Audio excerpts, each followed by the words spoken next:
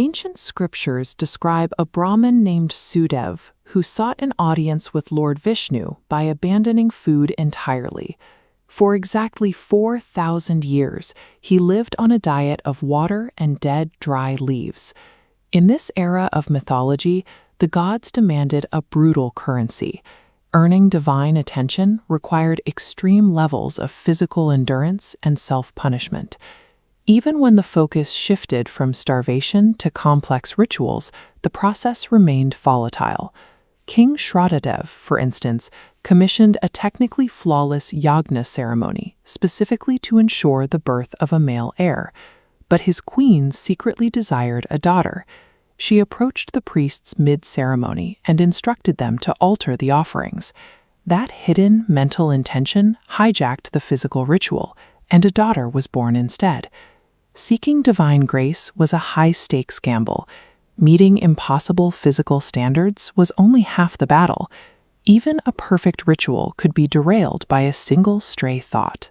The environment itself was a minefield.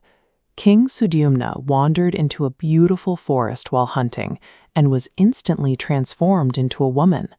He had unknowingly entered Lord Shiva's private sanctuary, triggering an automatic magical curse. Sudyumna's life became a chaotic cycle. Because of a partial reprieve from the curse, he was forced to alternate his biological form, ruling as a man 1 month and living as a woman the next. If reaching the divine requires surviving 4,000-year fasts, executing perfectly uncorrupted rituals, and dodging magical curses in the woods, an ordinary human being stands no chance at all. Adhik Maas, or the leap month, functions as a cosmic workaround. It is a rare window in the calendar specifically designed to grant grace to normal people without requiring superhuman feats. This period shifts the requirement for salvation away from physical invulnerability, placing it within the reach of a flawed, everyday devotee. Dharmadas was a 70-year-old man in the city of Avanti who attempted to observe the strict, punishing fasting rules of the Purushottam Maas. By the end of day 2, he hit a biological wall. He struggled to walk to the river to bathe, his physical strength completely depleted by the severe lack of food. Dharmadas faced an agonizing choice.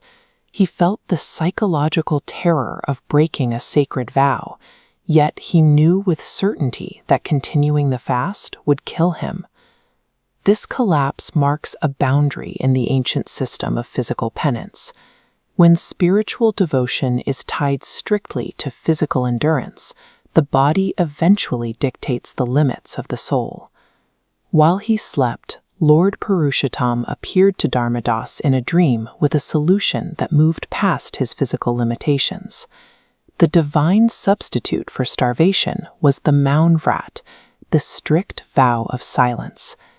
This visualization compares the biological toll of these two approaches. On the left, a total fast rapidly depletes the body's energy reserves. On the right, the vow of silence conserves them. Mechanically, shutting down speech bypasses physical exhaustion. Dharmadas broke his fast and kept his silence. He redirected the energy he saved into his community, building shelters, managing cowsheds, and feeding the poor. Spiritual devotion, in this framework, is measured by the tangible good a person can build with the energy saved through inner discipline. To understand why the ancient physical rituals were so precarious, we have to look at the philosophy in chapter 15 of the Bhagavad Gita. This animation illustrates the text's core metaphor, an eternal, upside-down banyan tree. Its roots draw from the divine at the top, while its branches grow downward into the material world. The 4,000-year fasts, the corrupted ceremonies, and the forest curses are all located in these lower branches, complexities that tangle the seeker in the fine details of the material world. Focusing strictly on complex physical actions or bodily suffering only weaves the soul tighter into these downward growing branches. The Gita presents these mythological complexities as the texture of the branches themselves, the very things keeping a person occupied with the material effect rather than the divine source.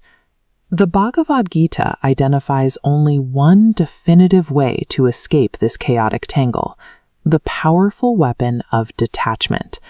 Dharmadas's vow of silence functioned as a practical, active deployment of this weapon, cutting through his attachment to the noise of the world around him. While the ancient kings relied on externally focused, technical rituals that were easily corrupted, Dharmadas used quiet, internal detachment to channel his energy into service. This shift suggests that the divine is inaccessible through bodily punishment or technical execution. True liberation is an internal shift, achieved by quieting the mind, stepping back from the material noise, and existing in mindful silence.